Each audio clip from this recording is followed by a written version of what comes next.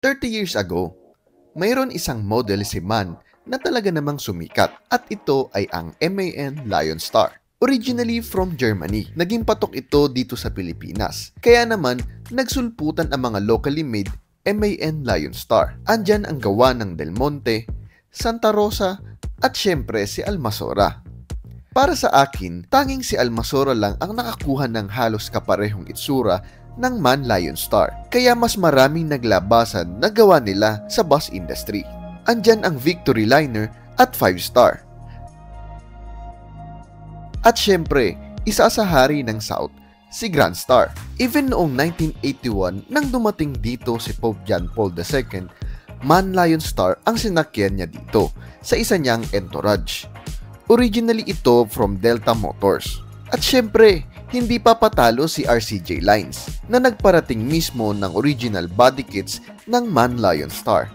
Kaya si RCJ lang mismo ang merong original looks nito dito sa Pilipinas. At syempre, lumipas na ang panahon, tuluyan na lang silang naging history ng ating nakaraan. Kaya naman, para magkaroon tayo ng remembrance nito, naghanap tayo online ng replika, ang diecast. Umorder tayo online sa eBay dahil wala ng brand new nito. Sa pagtsatsaga maghanap, ayun, meron pa. Akala natin wala na tayong makikitang katulad nito dahil wala nang nagmamanufacture na mga ganito kalumang unit. Kaya agad natin itong in-order at pinaship out. At take note, galing pa itong France. Nabili natin itong unit na ito from eBay. Used unit siya pero good as brand new. Wala na kasi tayong mabibili na brand new nito sa tagal na rin ng model na ito. Shoutout sa ating dear friend na si Mark sa pagpaparating ng unit na ito. Mainit-init pa ito from post office kaya binuksan na natin.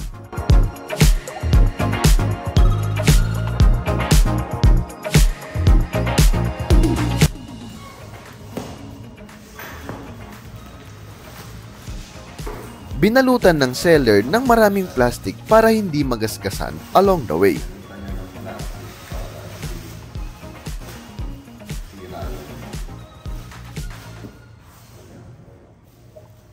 So ito na siya. 1:50 nga pala ito guys. Hindi ganun kalaki kagaya ng iba nating unit na naka 1:43.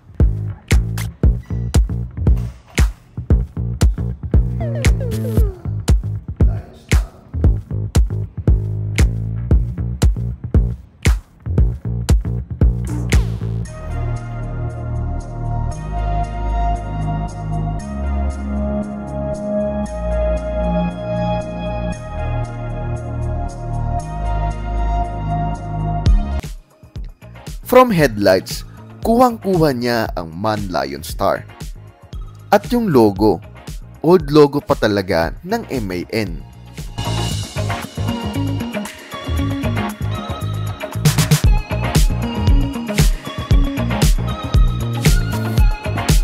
Yung side mirror, kumpleto pa rin.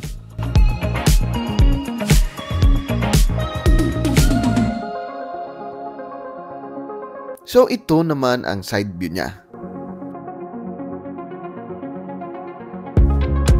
Meron din siyang original hubcaps ng MAN. Dalawa ang pintuan niya na nabubuksan rin.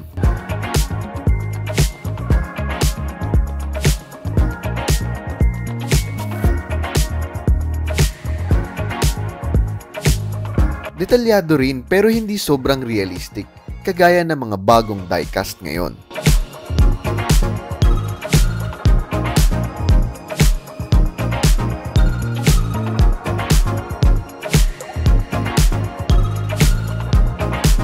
Meron din siyang parang toilet sa gitna or cabinet. Meron pang parang vents sa ibabaw ng pinto nito. Parehong-pareho sa original nito.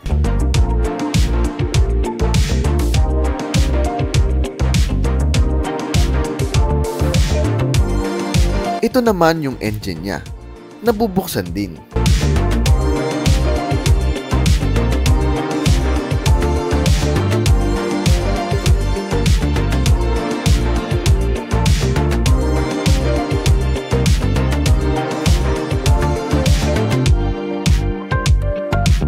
Makinis nating nakuha ang unit na ito. Walang gasgas, hindi kupas ang kulay. Good as brand new. Kulay maroon ang unit na ito based sa launch model from 1992.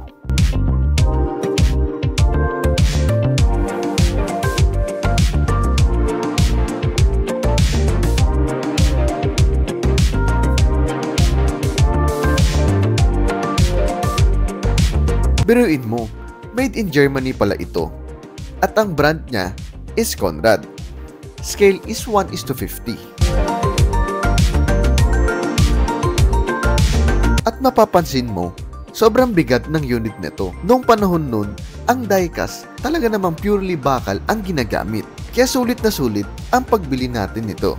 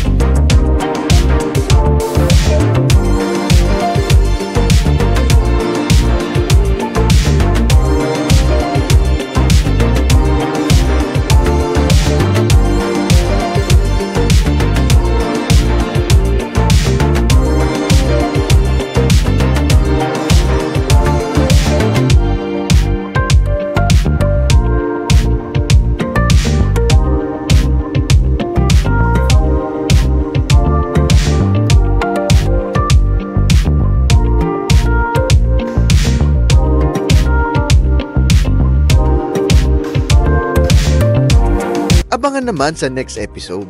Susubukan naman nating reviewin ang Scania Touring kasama ng kanyang Mini-Me.